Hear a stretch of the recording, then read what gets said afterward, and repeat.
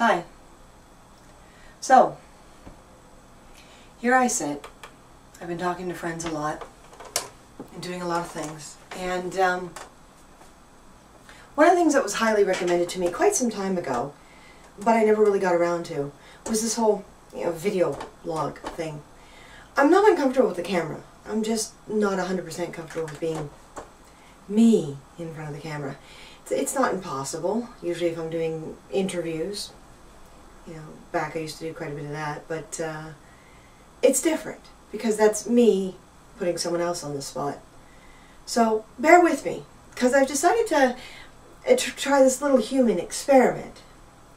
You see, I come from this generation or this attitude or this point in time, or whatever you want to call it, and whoever you are, I guess you're going to have a different thing to call it, where when we do anything that resembles a journal, it's paper. It's written down. I don't even have my original journal in reach. It's written down. It's pen to paper, and then you hold it to yourself and you say, look, you have to be my best friend to read it, or you have to go and do this to have that, and most of it's secret because it's my inner feelings, it's my inner space.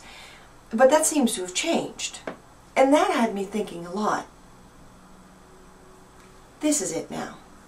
We went from pieces of paper that were private to public displays written, live journal and blogs and online. I swore I would never do an online blog, yet those of you who are friends with me on MySpace, even those of you who don't, I've made it public, you know for a fact that I have a blog. I swore, for those of you who have been friends with me for 10, 15 years, that I would never ever have a blog. Ta-da!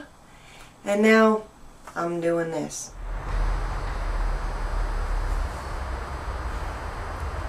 Let's start this off a little differently than originally planned, shall we? I want you to think about something.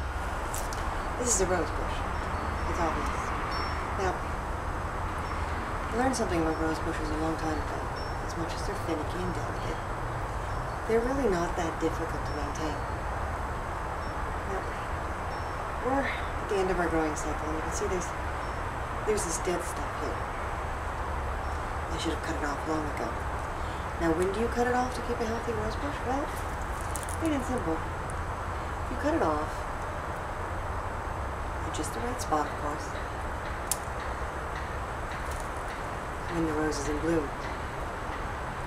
Now,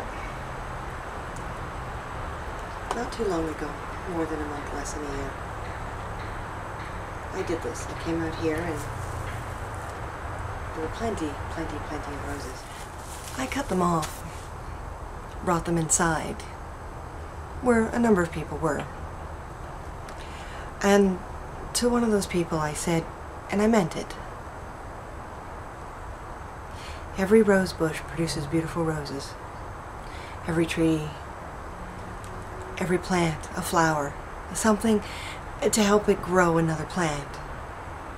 But you see, we've changed the natural development so often and so many times through life that if we don't cut them off when they're actually at their most beautiful, sometimes they can kill the plant, because those dead little pieces I just snapped off are still going to try to take the nutrient away from the plant. And of course, the more you ignore the bush and the flowers and the blossoms and allow it to die, the more likely the whole plant is to die. So think of this now. Know when to cut your roses off the bush. Because no matter how beautiful it is, it doesn't always do the plant good. Well, ladies and gentlemen, boys and girls, I hope this will help you. I'm starting to cut my roses off again. I'm starting to take their little teeny existences before they dry up and in death take from the roots and the stems and the rest of the plant. All the stems, all the beautiful people in my life still. The stems have to grow. They have to flourish. They have to live. To do that, I have to weed the flowers that have already blossomed take them away from the stem. Know when to let them go. Know when to appreciate their beauty. And when to pass them on. Because then they can go elsewhere, and hopefully, if the timing's right, and they choose to, they can start another plant. Consider this part of my trimming process. And hey, if it helps the rest of you figure out when it's the right time to cut, all the power to you. I want a healthy plant. Oh, this one's cute.